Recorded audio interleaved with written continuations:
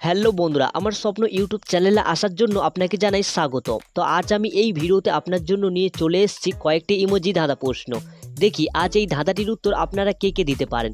তাহলে চলুন কথা না বাড়িয়ে ভিডিওটি শুরু করা যাক। বন্ধুরা দেখুন, এখানে এই যে দুটো ছবি আপনারা দেখতে পাচ্ছেন, এই দুটো ছবিকে ভালো করে মনোযোগ দিয়ে দেখুন। দেখে বলুন তো এখানে খাবারের নামটি কি হবে। উত্তরটি ভাবার জন্য আপনারা সময় পেয়ে যাচ্ছেন 10 সেকেন্ড। তাহলে সময় শুরু এখন।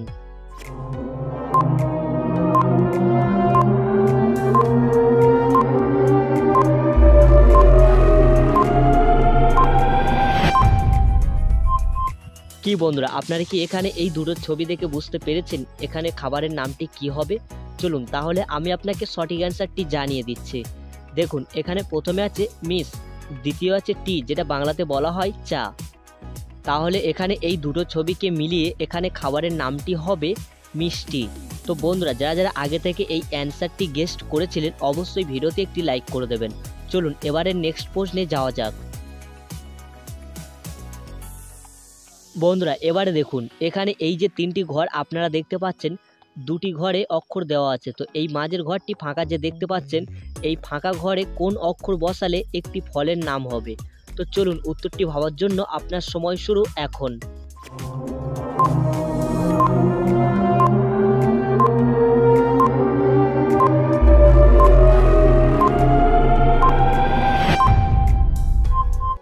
কি বন্ধুরা, আপনারা কি এখানে এই ছবিটি দেখে বুঝতে পেরেছেন এখানে মাঝের ঘরে কোন অক্ষর বসালে একটি ফলের নাম হবে? চলুন তাহলে আমি আপনাকে সঠিক অ্যান্সারটি জানিয়ে দিচ্ছি। দেখুন এখানে প্রথমে দেওয়া ছিল আকার, দ্বিতীয় হবে পয়েকার, আর তৃতীয় ছিল ল। তাহলে এখানে এই তিনটি অক্ষরকে মিলিয়ে এখানে ফলটির নাম হবে আপেল। বন্ধুরা এবারে দেখুন, এখানে এই যে দুটো ছবি আপনারা দেখতে পাচ্ছেন, এই দুটো ছবিকে ভালো করে লক্ষ্য করুন, করে বলুন তো এখানে পাখিটির নাম কি হবে। আশা করছি হয়তো অ্যান্সারটি আপনারা অনেকেই গেস্ট করতে পারবেন। তো চলুন অ্যান্সারটি ভাবার জন্য আপনার সময় শুরু এখন।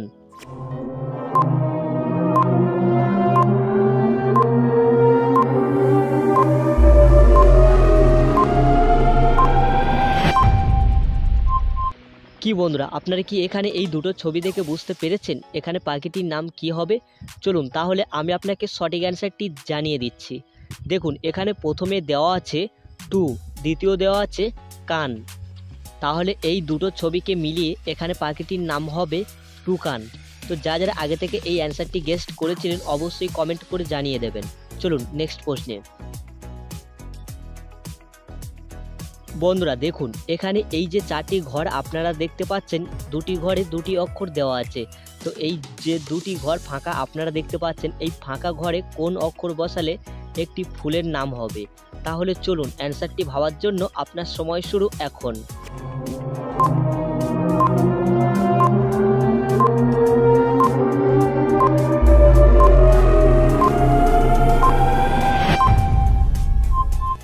কি বন্ধুরা, আপনারা কি এখানে এই চারটি ঘরকে দেখে বুঝতে পেরেছেন এই মাঝের ঘরে কি অক্ষর বসালে একটি ফুলের নাম হবে? চলুন তাহলে আমি আপনাকে সঠিক অ্যান্সারটি জানিয়ে দিচ্ছি। এখানে ফুলের নামটি হবে সূর্যমুখী।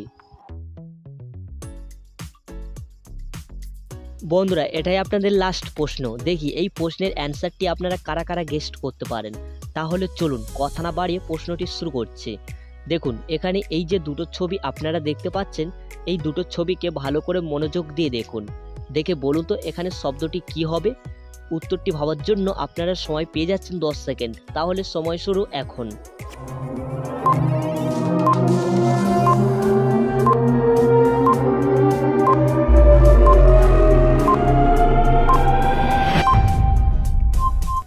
কি বন্ধুরা, আপনারা কি এখানে এই দুটো ছবি দেখে বুঝতে পেরেছেন এখানে শব্দটি কি হবে? চলুন তাহলে আমি আপনাকে সঠিক অ্যান্সারটি জানিয়ে দিচ্ছি। দেখুন এখানে প্রথমে ছবিটি দেওয়া আছে মেয়ে, আর দ্বিতীয় ছবিটি দেওয়া আছে মাছ।